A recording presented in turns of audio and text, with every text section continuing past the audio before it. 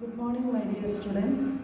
This is the first video of chapter 2, class 5, social studies. So I hope you all understood about our first chapter, that is continents and oceans.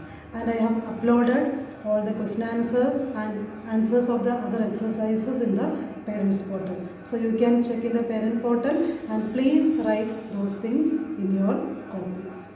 Okay. So today we will start our second chapter. Okay. This chapter little bit difficult for you, not very much but little bit. So listen carefully this video and please understand this thing. So our second chapter's name is the imaginary lines, latitude and longitude. Okay. Chapter 2.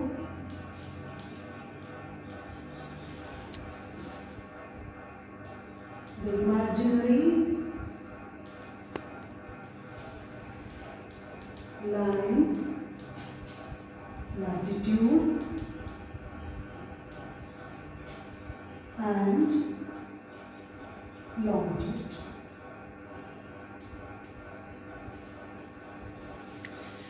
Okay. So, in class 4, you learned about globes and maps. First chapter it was. So, this is the continuation of that chapter. Okay. In that chapter, you learned about globe, isn't it? And about this color and what all the other features are there in this globe. Okay. Symbols and keys. Okay. Symbols and keys is there, and colors, what all the colors are there and what it indicates. Okay. And directions. These basic things you learned in class 4. Here we will learn about especially these lines. Lot of lines are given in this globe. Okay. Horizontally and vertically. So you will learn these lines in this chapter. Okay. 3. So, if you are asked to locate a place in globe, so it is very difficult to locate, isn't it? It is not easy to locate a place in the globe. So that is why we will choose another option, that is our maps. So maps are little bit clear. So in class 4 also you learned that lot of merits are there in a globe, but at the same time demerits are also there, disadvantages are also there. What are they? It is not easy to carry, isn't it, to one place, from one place to another. That is the main demerit. And we cannot see all the places in our earth in a globe. That is another major difficulty. So that is why we are using maps. Suppose in our country, India, okay, India's physical maps, political maps, thematic maps, these kind of lot of maps are available. Okay, so that we can easily locate a place in our country in that map. It is very difficult to locate a place in our country in this globe. Here only this much is given here in globe. So it is very difficult to locate a place in our globe. So we will choose maps, isn't it? So here we all know that these kind of lot of maps are there, isn't it? And it contains lot of pages, isn't it? That is why Atlas will help us to locate a place in our country or in any other continent. Okay. So Atlas, what is Atlas? Here we can see lot of maps are there. Okay. Atlas is a book of maps. So all these maps are putting together in a book that is known as Atlas. Okay. Now we will learn how to locate a place in this Atlas. Okay. How to locate a place in this Atlas. Okay.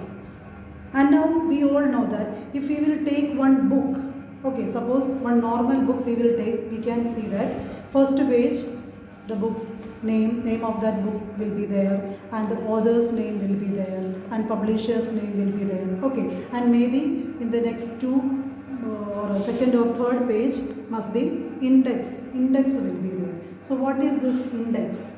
Index means what all the things are there in that particular book and with the page number also that is given in that index. So here in our atlas it is given in the last. Okay, at the end of this atlas index is given. So here we can see. Okay, this is index, and all the places in our earth or in our world it is written in the alphabetical order from A to Z it is there. Okay, it is given in the alphabetical order. So now I am showing one example. So here it is Amazon. Okay, I am taking this Amazon. So I want to see where is Amazon in this map. So in the index, first Amazon is here, and near to the Amazon, South America is written. So in South America it is there, isn't it? So South America continent name also it is given, and the next one it is given 92. So 92 is the page number. Okay, so I will take 92, page number 92. It is here. South America is written there, and this is the map of South America. Okay, and the next one, after page number it is written there D3. Okay, so D3. So here for all these vertical and horizontal lines 1 degrees it is written there. Here it is for the horizontal lines, A is there, B and C, D, all these things, and here degrees are also here 1, 2, 3 numbers are given there. So we can easily understand. Here it is written for Amazon it is written that D3. So here is D. Okay, I am putting my finger here. D is here and 3 is here. So from here and 3 is here. Where is Amazon? Yes, here is Amazon. Clear? In this way we can locate a place in the atlas. Okay, and in the index it is also written whether it is in the north or south or west, that is also given. That is also given. So in that way we can understand or locate a place in the atlas. So now I hope you all understood how to locate a place in the atlas. Okay. So now actually we will start our chapter, imaginary lines. So what are imaginary lines?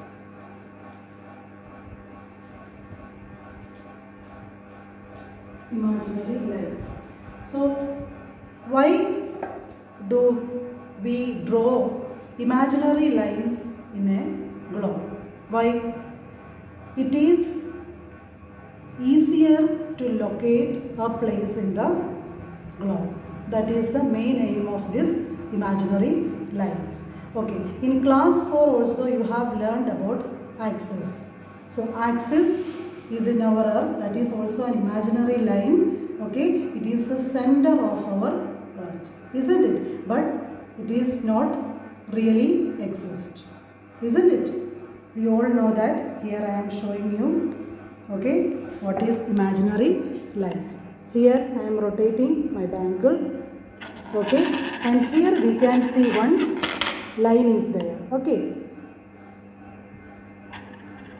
One line is, while rotating this bangle, one line we can see, isn't it? But in reality, there is no line, isn't it? So we are assuming that one line is there. That is axis. It is just like that. Okay, so axis is an imaginary line. There is no line in real. Okay, we are assuming that there is one line. In that line, our earth is moving or rotating. Okay, that is imaginary lines.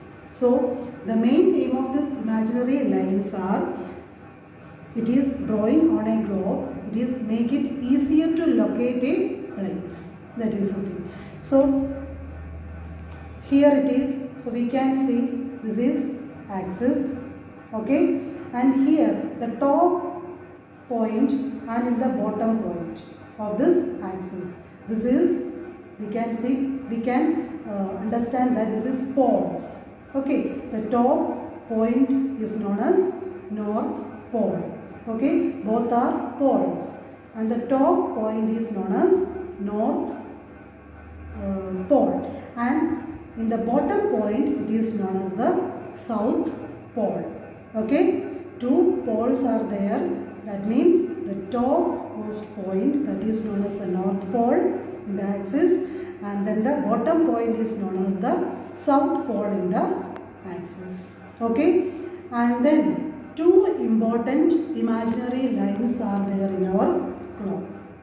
Only two important lines. Okay, the horizontal lines, in this way east-west direction lines are moving. Okay, these horizontal lines are known as latitudes. Okay, and the next one is longitudes. These vertical lines on a globe, that is known as longitudes. Clear this much? So imaginary lines means, it is why we are drawing this imaginary lines in a globe, that means we can locate a place easier. There are two important imaginary lines in a globe. The first one, these vertical lines, these are known as, these vertical lines, these are known as longitudes, and this horizontal lines, these horizontal lines are known as latitudes. Clear? And in this axis, two poles are there. The top point is known as North Pole and the South Pole. Okay, bottom point is known as the South Pole. Okay, and here we will write imaginary lines. The first one is axis. Axis is an imaginary line.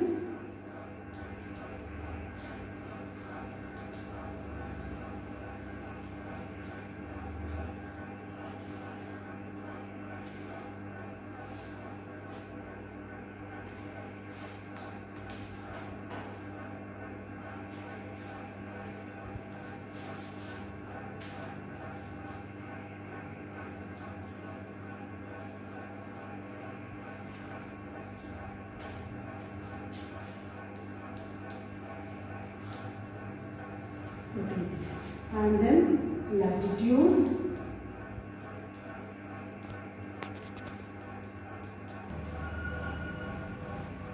Latitudes, horizontal lines in a globe, and longitudes, vertical lines in a globe. Okay. So, I am giving two questions as a homework. So, please note down.